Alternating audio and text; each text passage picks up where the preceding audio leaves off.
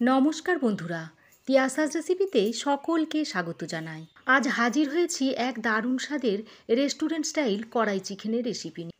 এটা খেতে অসম্ভব সুন্দর হয়। আশা করছি আপনাদের এই রেসিপিটা খুবই ভালো লাগবে। এটা আপনারা সাদা ভাত, রুটি, পরোটা, পোলাও সবের সঙ্গেই খেতে পারবেন। আমার চ্যানেল এখনও না সাবস্ক্রাইব করা থাকলে প্লিজ চ্যানেলটা সাবস্ক্রাইব করার অনুরোধ রইল। কড়াই চিকেন বানানোর জন্য প্রথমে আমি একটা মশলা তৈরি করে নেব। তার জন্য ফ্রাই প্যানে দিয়ে দিচ্ছি 1 চামচ গোটা ধনে, হাফ চামচ দিয়ে দিচ্ছি গোটা জিরে, হাফ চামচ দিচ্ছি গোটা মৌরি, একটা স্টার আনিসকে অর্ধেক করে দিয়ে দিচ্ছি, 4-5টা দিয়ে দিচ্ছি লবঙ্গ, 5টা ছোট এলাচ দিয়ে দিচ্ছি, 1 টুকরো দারচিনি দিয়ে দিচ্ছি, হাফ চামচ দিচ্ছি গোটা গোলমরিচ, আর 4টে শুকনো লঙ্কা দিয়ে দিচ্ছি। এবার গোটা মশলাগুলোকে লো টু মিডিয়াম হিটে একটু ড্রাই রোস্ট করে নিচ্ছি। যতক্ষণ না মশলা থেকে সুন্দর একটা গন্ধ বেরোচ্ছে ততক্ষণ এভাবে ভেজে নিতে হবে।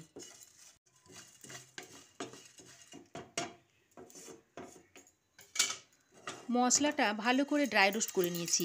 এবার একটা অন্য পাত্রে ঢেলে নিচ্ছি। তারপর মশলাটা ঠান্ডা হলে একটু ক্রাশ করে নেব। গরম অবস্থায় ক্রাশ করা যাবে না। গরম অবস্থায় যদি ক্রাশ করেন তাহলে একটা পোড়া পোড়া গন্ধ ছড়াবে। এবার কিছু ভেজিটেবল নিয়েছি, এগুলো এখন একটু কেটে নেব। এখানে 4টে পেঁয়াজ নিয়েছি, পেঁয়াজগুলোকে প্রথমে মাঝ বরাবর কেটে নিচ্ছি। পেঁয়াজটাকে 2 ভাগ করে নিয়ে পেঁয়াজের পিছনের অংশটা এরকম কেটে বাদ দিয়ে দিতে হবে।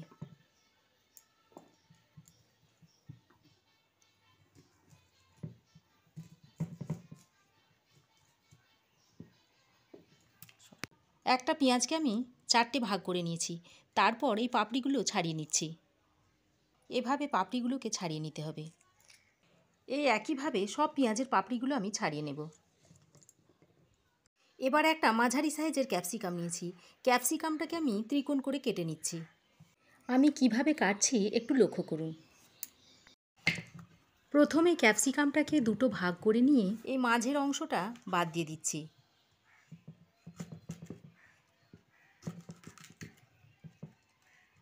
দেখুন, মাঝের এই পোর্শনটা কেটে বাদ দিয়ে ফেলে দিচ্ছি।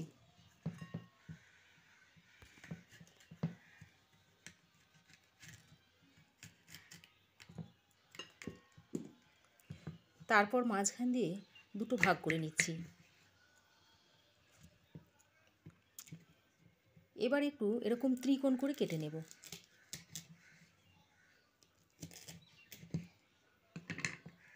দেখুন, এরকম ত্রিকোণ করে কেটে নিচ্ছি। গোটা ক্যাপসিকামটাকে আমি এইভাবেই কেটে নেব। 2টো লাল কাঁচা লঙ্কা নিয়েছি, লঙ্কা দুটোকেও আমি একটু ত্রিকোণ করে কেটে নিচ্ছি। দেখতে ভালো লাগার জন্য আমি এভাবে কেটে নিচ্ছি। আপনারা যেমন পারেন তেমন কেটে নেবেন। 500 গ্রাম চিকেনের জন্য আমি 250 গ্রাম টমেটো নিয়েছি। টমেটোগুলোকে মাঝখান দিয়ে কেটে নিচ্ছি। তারপর এই সাদা অংশটা কেটে বাদ দিয়ে ফেলে দিচ্ছি।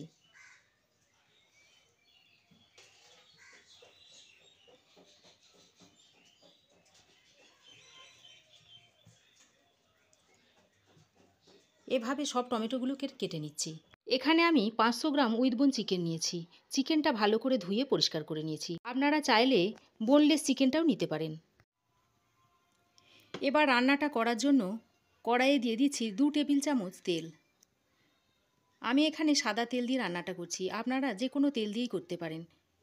এবার তেলটা হালকা গরম হলে চিকেনগুলো তেলে দিয়ে দিচ্ছি।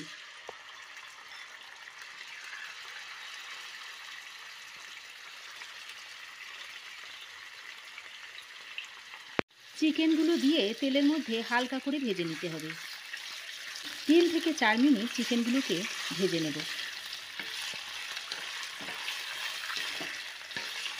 3-4 মিনিট চিকেনটা ভেজে নেওয়ার পর এর মধ্যে দিয়ে দিচ্ছি কাঁচা লঙ্কাটা, আর দিয়ে দিচ্ছি কেটে রাখা টমেটোটা। কাঁচা লঙ্কা টমেটোটা দিয়ে চিকেনের সঙ্গে ভালো করে মিশিয়ে দিচ্ছি।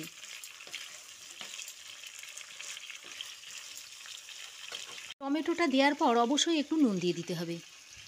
নুনটা দিয়ে আরও একবার ভালো করে মিশিয়ে দিচ্ছি। এবার ঢাকা দিয়ে আরও কিছুক্ষণ রান্না করে নেব।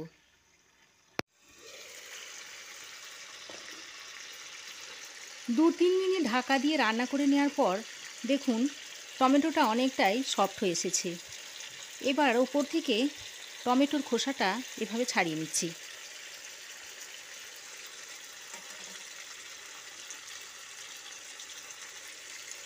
খোসাগুলোকে এভাবে ছাড়িয়ে ফেলে দেব।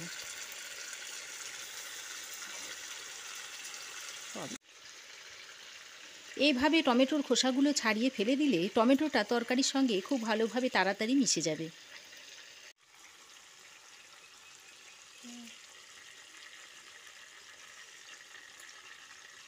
এবার টমেটোটাকে ভালো করে মিশিয়ে দিচ্ছি। চিকেনের সঙ্গে টমেটোটাকে আরও কিছুক্ষণ কষিয়ে নিলে টমেটোটা ভালোভাবে গলে যাবে। 5-6 মিনিট রান্না করে নেওয়ার পর দেখুন চিকেন থেকে জল ছেড়ে এসেছে। দেখুন কতটা জল ছেড়েছে চিকেন থেকে।